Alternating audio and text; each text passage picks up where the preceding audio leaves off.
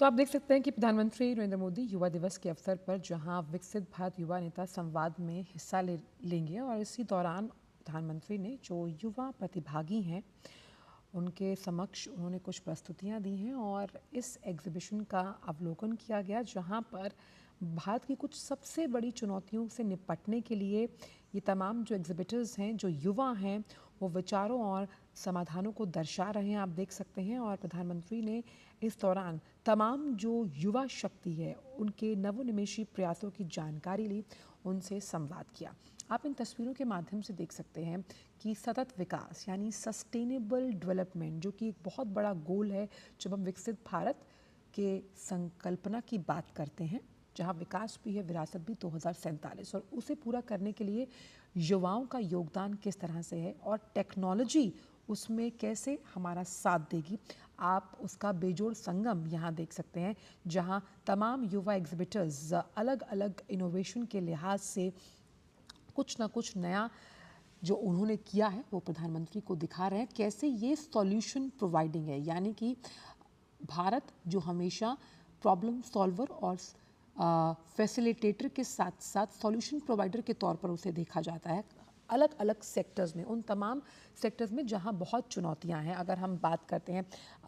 अक्षमता की, जहां पर सुगमता को लाना है, दिव्यांगजनों के लिए हम बात करते हैं स्वच्छ पानी की, हम बात करते हैं उच्चतम गुणवत्ता वाली चिकित्सा सेवाओं की। तो ये कुछ ऐसे सेक्टर्स हैं जहां पर ब्रेनस्टॉर्मिंग की ज़रूरत के साथ साथ तकनीक को जब आप जोड़ते हैं और समृद्ध भारत की आप नींव रखने की बात करते हैं, तो इन तमाम जो इनोवेशंस के साथ ये युवा अपने आइडियाज़ को लेकर आए हैं और इन आइडियाज़ को एक ठोस धरातल मिला। आप देख सकते हैं कितने कॉन्फिडेंटली युवा प्रधानमंत्री के आगे अपने विचारों को रख रहे हैं। और अभी इससे पहले ही हमने आपको अपनी खबर में बताया था कि कैसे स्टार्टअप जो 2016 में शुरू हुआ था उसमें लगातार इजाफा होता हुआ।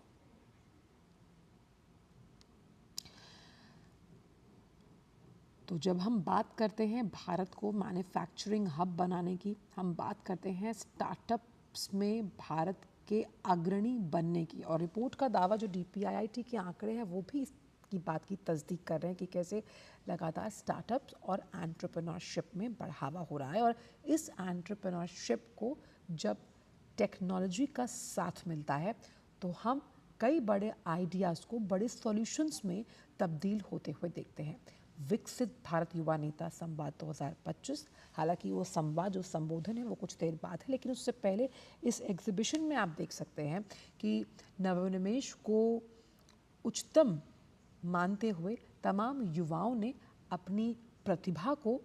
किस तरह से प्रधानमंत्री के सामने रखा। और ये वो तमाम सॉल्यूशंस हैं जो सस्टेनेबल डेवलपमेंटल गोल्स को आगे बढ़ाने की बात करते हैं। कैसे युवा शक्ति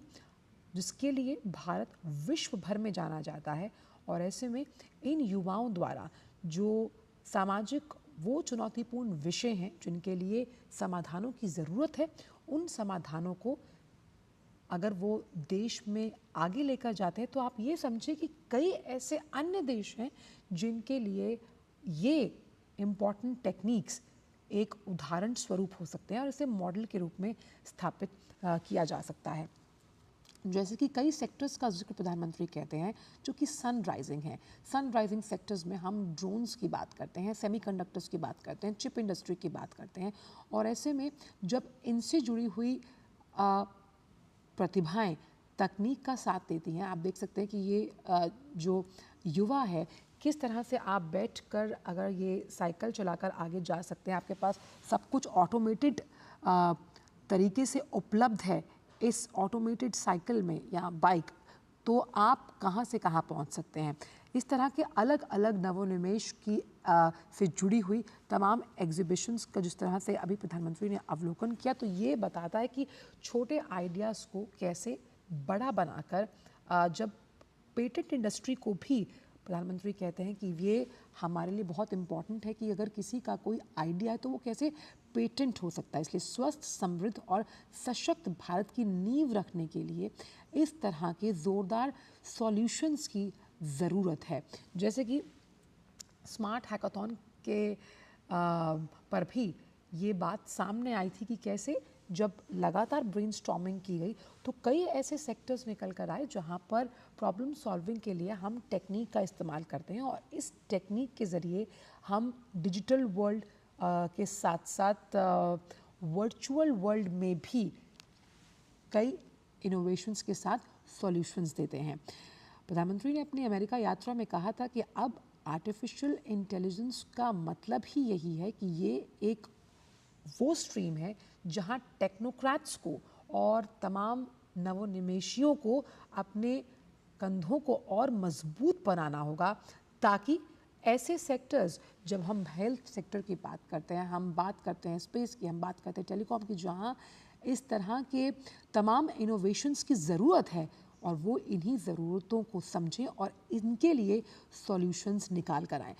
टेक्निक जब समाज सेवा से जुड़ती है तो उसका दायित्व और निर्वहन करना और ज़्यादा मजबूत हो जाता है। इसीलिए प्रधानमंत्री हमेशा कहते हैं कि जो भी तकनीक आप निकालते हैं या जो भी सॉल्यूशंस आप प्रोवाइड करते हैं, वो कहीं ना कहीं उस समाज के हिस्से के लिए भी होने चाहिए जिनसे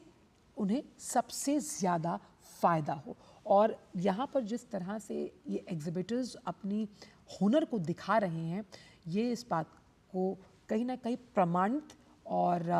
द्रष्टव्य करता है कि कैसे इस प्रदर्शनी के ज़रिए अब कई ऐसे सॉल्यूशंस हमारे सामने आएंगे जो माँ प्रकृति के लिए होंगे, यानी सस्टेनेबल डेवलपमेंट की हम बात करते हैं। हम बात करते हैं कि कैसे जो वो पर्यावरण के अनुकूल होंगे, हम बात करते हैं वो चिकित्सा के सेक्टर के लिए कितने ज़्यादा इम्पॉर्टेंट रहेंगे। ऐसे ही एजुकेशन, ट्रांसपोर्ट, आप ये देख सकते हैं हेल्थ, जिस तरह से इन छोटे विजुअल्स में हम देख पा रहे हैं कि हेल्थ एक बहुत बड़ा सेक्टर है जहाँ पर इस तरह के इनिशिएटिव्स को तरजीह दी जाती है, जहाँ इस तरह के इनिशिएटिव्स को अप्रिशिएट किया जाता है और इस तरह के इनिशिएटिव्स को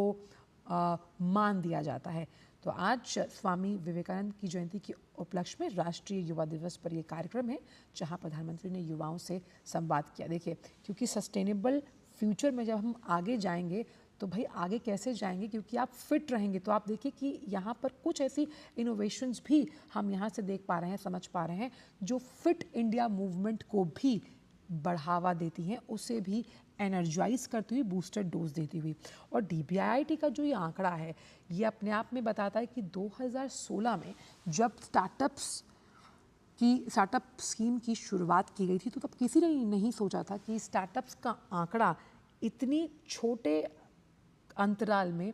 इतना ज़्यादा आगे बढ़ जाएगा, जिसमें सेक्टर्स के साथ साथ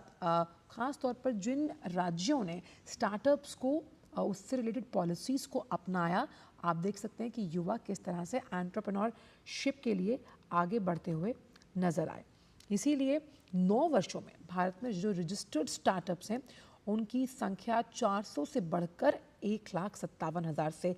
अधिक हुई है और ख़ास तौर पे डेडिकेटेड स्टार्टअप पॉलिसी वाले राज्यों में ये संख्या और ज़्यादा है।